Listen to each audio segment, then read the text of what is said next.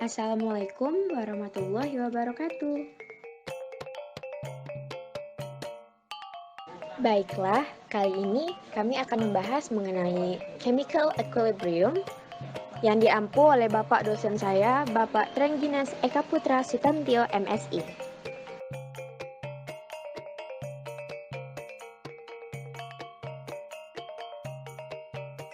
Perkenalkan, saya Hana Aulia, BP 1810443002, dan teman saya Anindi Bahari, BP 1810442012. Saya Windy Jalnadia, BP 1810441038.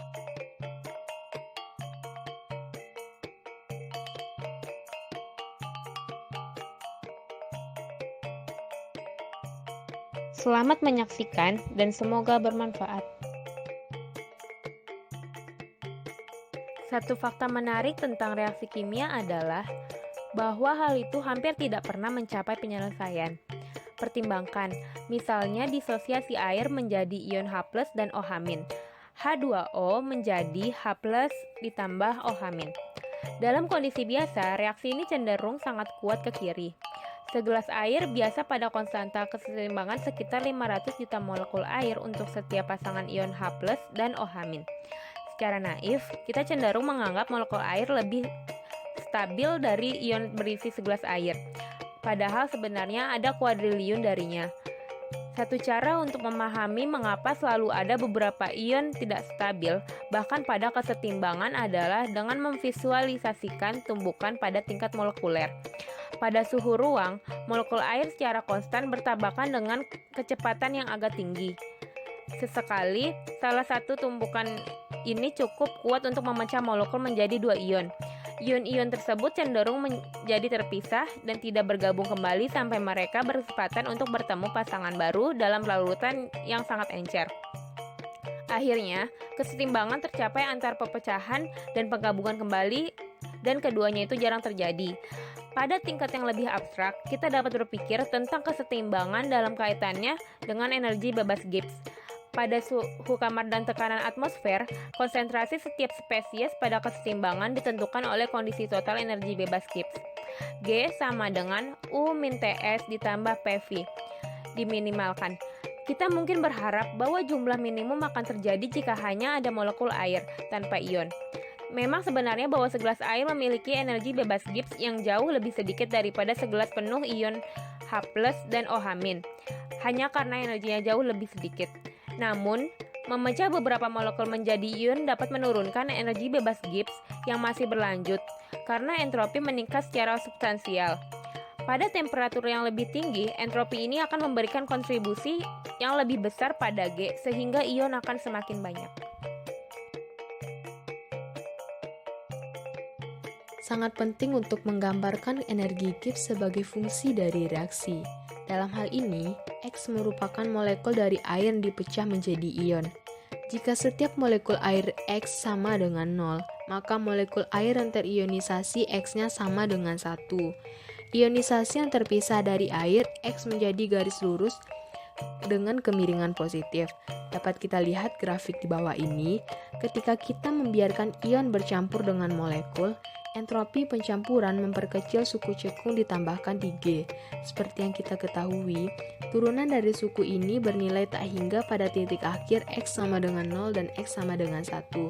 Oleh karena itu, tidak peduli seberapa besar perbedaan energi antara reaktan dan produk, titik kesetimbangan minimum G akan berada pada setidaknya di bagian bawah dua titik akhir.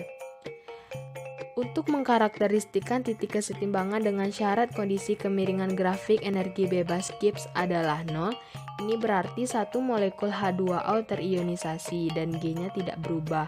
Oleh karena itu, didapatkan persamaannya 0 sama dengan dG sama dengan sigma I mu I dNi. Pada identitas termodinamika untuk G diasumsikan bahwa suhu dan tekanan adalah tetap. Jumlahnya meliputi ketiga spesies yaitu H2O, H+, dan OH-, tetapi perubahan pada mu I tidak independen. Peningkatan 1H+ selalu disertai dengan peningkatan OH- dan penurunan pada H2O. maka didapatkan persamaannya untuk turunan DnH2O sama dengan min 1 dan DnH plus sama dengan 1 dan DnOH min sama dengan 1.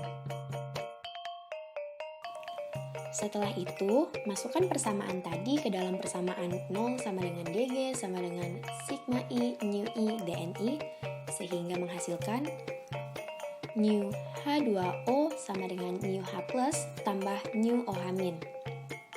Hubungan antara potensial kimia ini harus dipenuhi pada kesetimbangan karena setiap potensial kimia merupakan fungsi dari konsentrasi spesies. Konsentrasi yang lebih tinggi menyiratkan potensi kimia yang lebih tinggi dan kondisi ini menentukan berbagai konsentrasi pada kesetimbangan. Sebelum menggeneralisasi hasil ini menjadi reaksi kimia, kita coba contoh lain seperti kombinasi nitrogen dan hidrogen untuk membentuk amonia. N2 tambah 3H2 menjadi 2NH3.